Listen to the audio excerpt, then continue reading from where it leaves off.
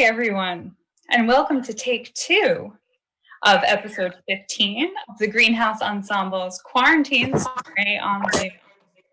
We're streaming live from Michigan today, as those of you who saw our first take heard. So our internet connection was a little unstable and we had to do some things here. We're ready to go, ready to give you take 2. So now, without further ado, The Button Pushers by Ruben Carbajal.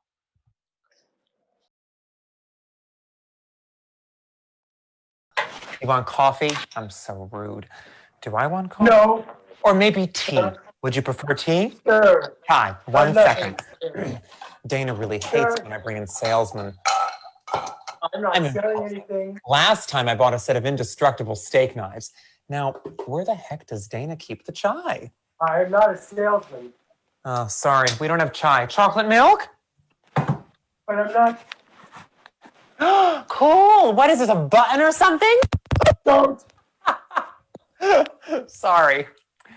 It's so cool. It looks exactly like the one from Press Your Luck. No whammies. Please don't, sir. Yeah? Please. Do not push that button. Not before we talk. Okay. Sorry. Just kind of irresistible. Press Your Luck was like my favorite game show. I have come today with a very unusual proposition. I don't want any. What? I don't want any. Oh, but I'm not saying No, it. sir. I'm not interested. Pretty good, right? Decisive? My wife suggested I work on my assertiveness. I have trouble saying no, so I thought I'd practice on you. So, I don't want any. No, sir. I'm not interested. Mr. Gladys. Pretty good, right? Mr. Gladys, I am not here to sell you anything. You understand? Oh, I'm sorry. That was rude. You must be with a charity. I'm so embarrassed. Let me get my checkbook. Please sit down. Thank you. Mr. Gladys, I am here today with once in a lifetime opportunity. Oh. For you. If you make a decision to press that button, I will give you a check for $1 million. Wait! Oh. Wait, there's more. You should know first that when you press that button, a random person somewhere in the world will die. Oh. Whoa. Whoa. Yeah. Whoa. It's a moral dilemma. The ultimate test of your humanity. So wait. When I pushed the button before, did someone just die? I'm not sure. That never happened before. I'll have to check. But let's just say, for the sake of argument, that our deal will begin starting now. Wait! What are you doing? I get $1 million every time I press the button? No! Hands at your side. Stop! I will invalidate what just transpired. We'll start from the beginning. Okay. You're not mad at me, are you? It doesn't matter. We'll start again. Mr. Gladys, I want you to make a decision. It may be the gravest moral decision you will ever have to make. Deep. Press that button, and I will give you a check for $1. Wait! Oh. Sorry. But when you press the button, a random person in the world will die. I keep forgetting that part. I just hear $1 million and I get excited. Therein lies the dilemma, Mr. Gladys. Can you enjoy $1 million? Wait. knowing the money was gained at the cost of a human life? Can I just get the million with no killing? No. Are you sure? Yes. Please? No. Could I press it halfway down, wound someone, and get $500,000? No. Is there another curtain I could choose, like in Let's Make a Deal? No. Where do you get these buns? Oh, I got You get a commission?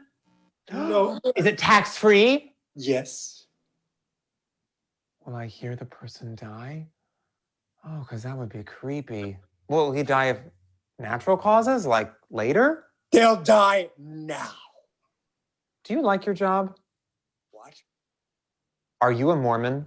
No, of course I'm not. Good, because that would be weird. Like, what kind of religion is that? You know? Mr. Gladys, I think you're missing the point. Could you enjoy $1 million? Wait!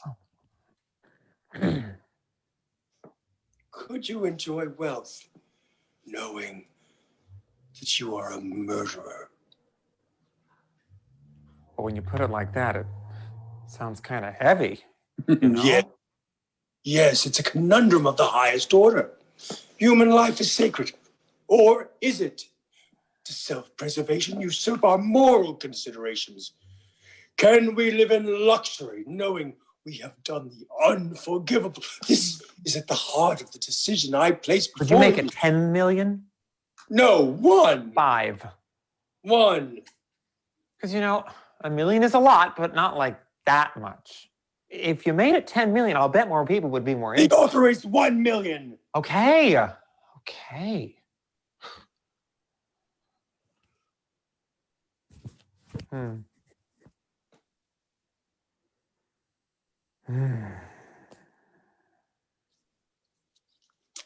you want to try?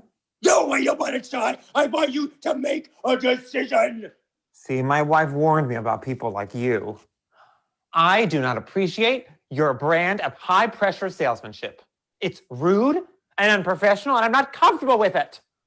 I apologize. Fine. You know, this is really a big decision. Yes, it is, Mr. Gladys. Not to be taken lightly. I'm glad you finally see the gravity of the situation. I'm going to press it. You are. I'm going to, yes. I'm going to press You sure? 1 million.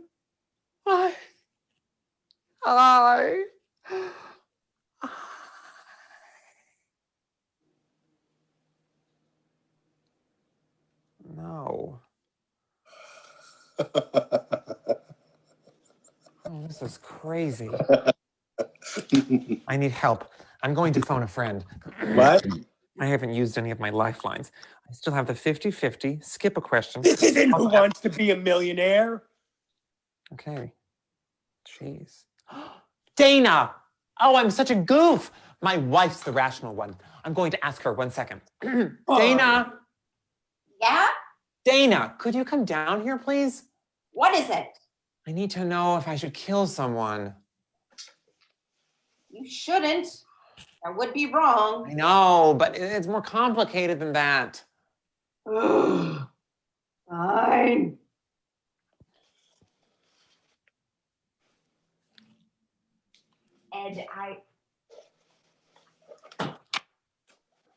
Ed, what did I tell you about letting salesmen into the house? Mrs. Gladys. Dana. Dana, I'm not a salesman. Well, he's a pushover for sales and what a cool button. That's Wait. what I said. Wait. It's just like the one on Press Your Luck. I know. Please. No whammies. Oh, Dana, you shouldn't press that. Oh, really? Yeah, But it's so irresistible. I know, but it kills people. Oh. Wow. You should have stopped me. Yeah. Whoops. Dead? Yeah. Who? Random. Weird. I know. That's That's horrible. Yeah. I feel terrible. Yeah. I already killed like 20 people. If it makes you feel any better. You should be more careful with that thing. That thing's really dangerous. What's wrong with him? He's really moody. See, it's like a test or something. Like the Nielsen ratings? Oh. Cool. Can you get Raymond back on the air? Are you hungry? Did you offer him tea? Fine. We also have chai. You don't. See, get this. If you press that button, you get $1 million. Wait. I did the same thing. See, you get the $1 million, but it also kills a random person. That is so weird. I know. Is he like a Mormon? No, definitely not a Mormon. Good. Wow. What do you think we should do? Mr. and Mrs. Gladys, Dana, Ed, I couldn't be more sincere when I say I really don't care what you do. Gee, that's kind of a bad attitude. Yeah, especially since this is what you'd call a serious moral dilemma of the highest order. That's what he said. Oh, that felt good. Just like a game show. Die. What difference does it make? We're obviously beyond salvation as a race anyway. Happy death. Die. Oh, it's fun. It's so much fun. Well, come on. Cool, where'd you get these? Just start pushing. If we work hard, we can achieve complete extinction before the week is out.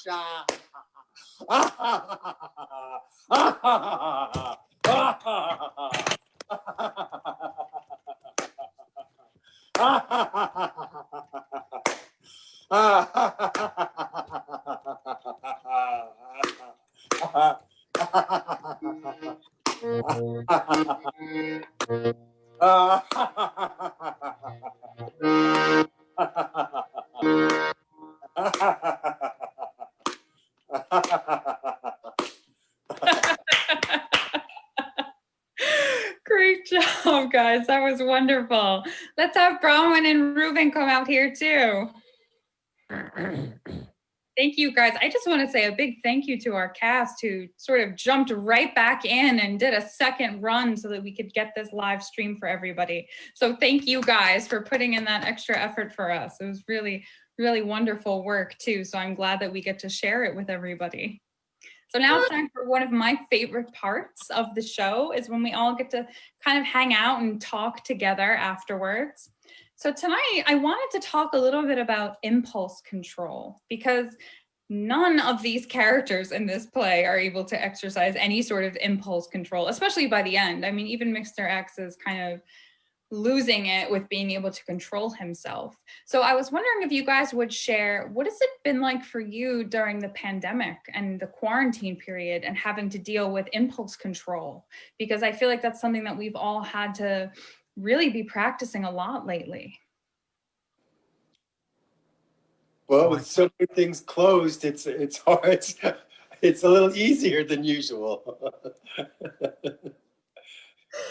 That's true. There's no bars to go drink at anymore. But No. I do have to say, on the other end of the spectrum, because bars aren't open, you're already in the comfort of your own home with your own bar available. So I think that's been my impulse control issue. Is I'm already in bed with an old fashioned. Good for you. That's great. I think for me, it's Twitter is my impulse control problem.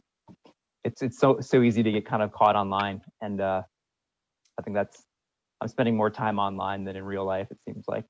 Yeah, and you can sort of find yourself going down like a rabbit hole, especially on Twitter. Yes. Right? Full disclosure, my mom does that.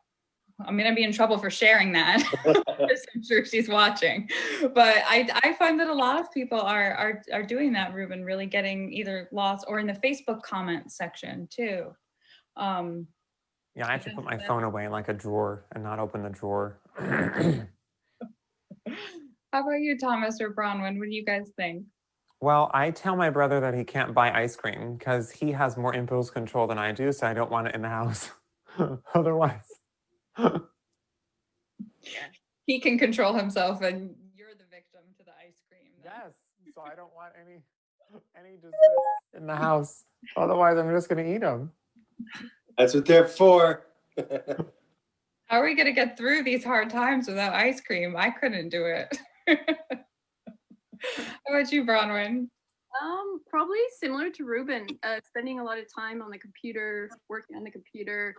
And I find that forcing myself to take breaks and go for walks helps, and then come back to it. Yeah, and not spend, even though you're on a kind of roll of working, you got to just stop yourself, go out, and then come back. Yeah, it's really hard because we have to kind of find a balance now because we're working from home. So you just kind of roll out of bed, start working.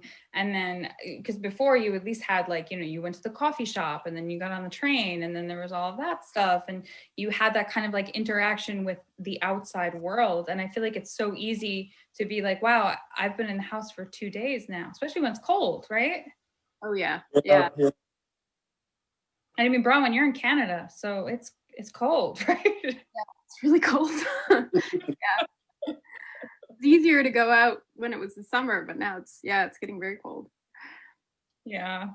All right. Well, thank you guys for being part of tonight's episode and for being so awesome and jumping in and doing it again. Thanks to you, Reanna and Hazen, for putting this together, and Ruben for writing it, and our wonderful director, Bronwen. Thank you so much. Thanks for bringing it to life. I really appreciate it. Great work, everyone. Oh, thank you. Thanks, guys. And thank you to our audience. Without you, we would have no one to share all this wonderful work with. So thank you for being part of it. And tune in next week for episode 16 of our Quarantine Soiree, where we're doing Fix by Patrick Alvin. And if you'd like to catch up on previous episodes, you can do so by visiting our YouTube page. So just go to YouTube, type in The Greenhouse Ensemble, and you can catch up on all of the episodes you might have missed. Have a great night, everybody. Thank you. Bye.